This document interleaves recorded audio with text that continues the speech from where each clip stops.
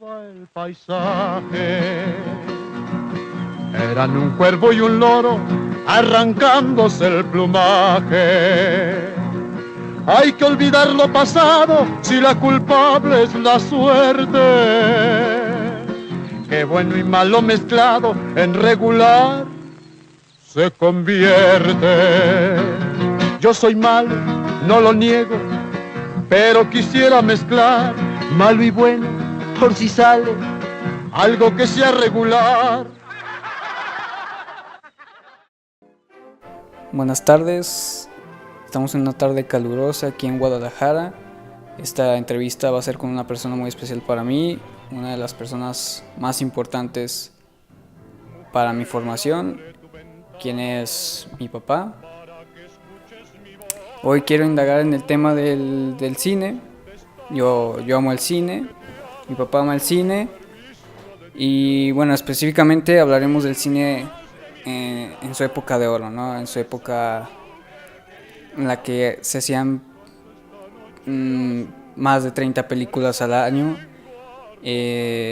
Duró ¿cuántas décadas puedes decir?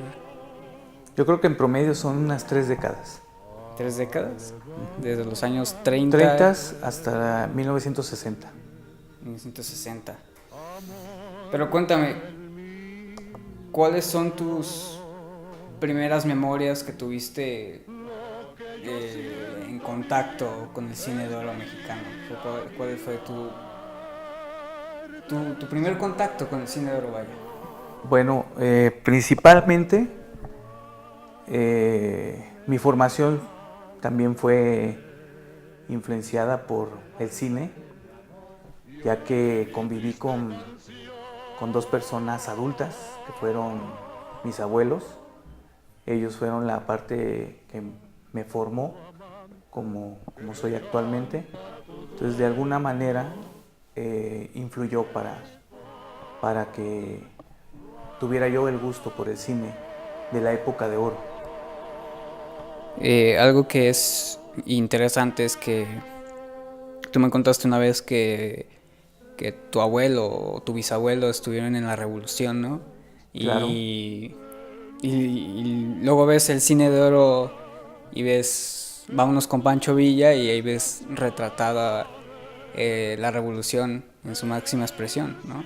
Precisamente tenemos una influencia de un estereotipo y yo tuve el acercamiento a fotografías de mis bisabuelos, de mis abuelos siendo jóvenes, y eso me llamaba la atención a que la forma en cómo fueron retratados ellos también aparecía en las películas del cine mexicano. Entonces era una manera de tener un contacto con esa realidad que yo nunca viví, pero de alguna manera u otra me acercaron a su juventud, a su tiempo de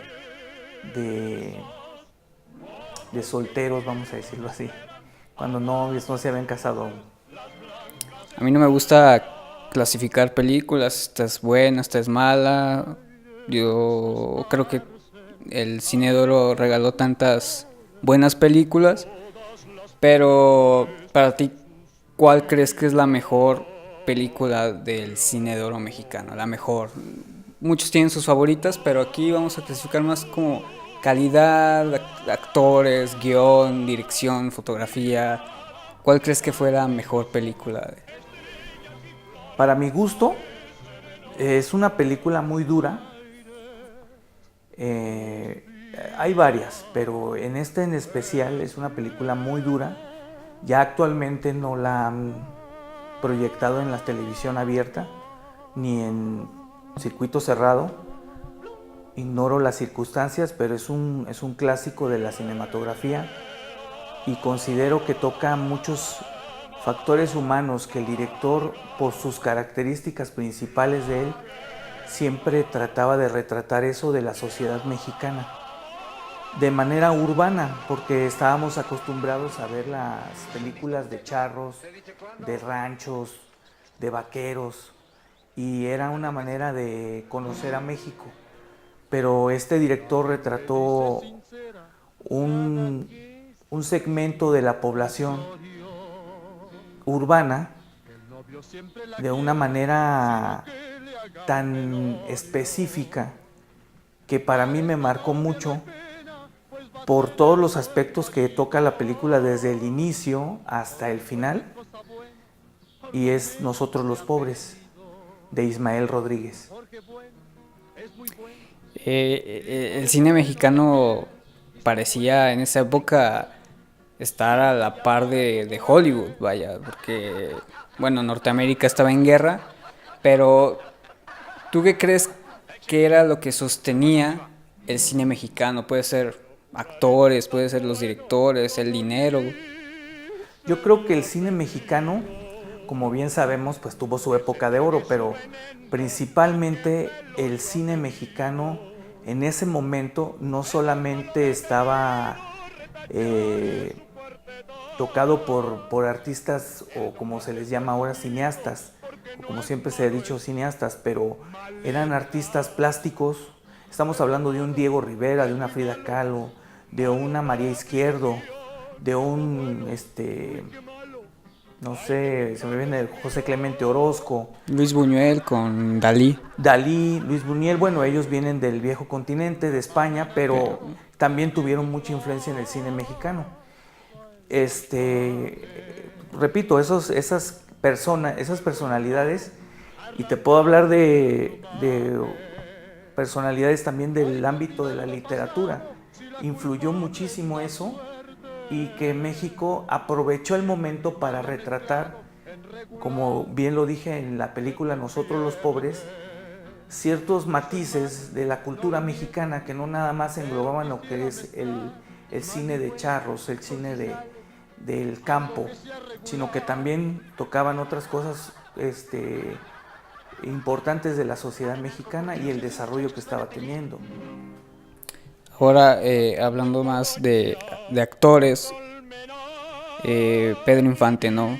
Era el ídolo de México. ¿Tú crees que era bien valorado en ese momento por el cine o se sobrevaloraba demasiado porque era un único bueno, o era el más bueno entre los buenos del cine de oro? Bueno, yo no podría decir que era el mejor actor de México, pero porque tuvo su crecimiento. Si tú ves sus películas, pues desde las primeras, desde La Feria de las Flores hasta la última que filmó, Escuela de Rateros, pues sí se ve un desarrollo de su trabajo. Totalmente ves lo incipiente que era en las primeras películas, pero fue teniendo un desarrollo. En las primeras se notaba su falta de experiencia. Aún así, él tiene una magia que se le llama también mercadotecnia, y existe actualmente. Lo podemos ver en muchos actores, actrices, directores, inclusive artistas de la farándula en general, pero él fue uno de los pioneros en esa parte de ser una estrella realmente, ser una figura, no nada más a nivel nacional, sino a nivel internacional. Y desafortunadamente, pues bueno, el tiempo le fue corto para él, pero hay muchos grandes actores de esa época, y no solamente actores que fueron de primer nivel como él, en el sentido de cartel en la pantalla. Podría hablarte de un Isunza, de un Pardavé, de un Soler, que fueron las personas que lo acompañaron dentro del desarrollo de sus películas y mostraron ser un buen apoyo para que él se luciera también en las películas. Él lucía porque estaba ahí Joaquín Pardavé, Carlos Orellana estaba ahí. Y tú ves en las películas el Mil Amores o Escuela o Dos Tipos de Cuidado, donde aparecen esas dos figuras, Carlos Orellana en Dos Tipos de Cuidado y Joaquín Pardavé en Mil Amores, son la base de la película. Si no hubieran estado ellos, Luis Buñuel iba a decir, Pedro Infante no se hubiera lucido, no hubiera lucido. ¿Sí? Era muy importante para esto. En el caso de otras películas como las que filmó con Ismael Rodríguez, Ismael Rodríguez era el que lo hacía lucir a él, buscaba ese toque. Y él mismo lo reconoció casi al final de su vida, que Ismael Rodríguez le debía mucho a Ismael Rodríguez su carrera, prácticamente. Ahora, ya hablamos de cuál para ti es la mejor película, pero tu película favorita. Mi película favorita, Sí. que yo la vuelvo a ver y las vuelvo a ver y las vuelvo a ver, es me encantan varias, pero déjame escoger una. Ay, caray. Pues Escuela de Vagabundos, es una película, perdón.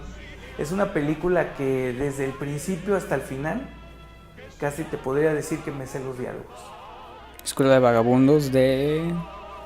Escuela de Vagabundos la filmó con este director, se llama Rogelio A. González, y la actriz principal era Miroslava, estaba Anabel Gutiérrez, excelentísimo en esa película, Anabel Gutiérrez, Oscar Pulido, estaba genial ahí. Y pues prácticamente también Óscar Ortiz de Pinedo es de las personas pues que sostenían la película junto con todos los demás. El reparto era genial. Cada uno, si no hubiera estado esas personas ahí, yo creo que Pedro Infante tampoco luce en esa película. Y era muy importante eso. Bueno, vamos a un corte y regresamos con dos preguntas más de esta entrevista. Y bueno, regresamos. Ay, de melón y de fresa, del más sabroso tepachi, de coloradas sandías, pero ya de pie.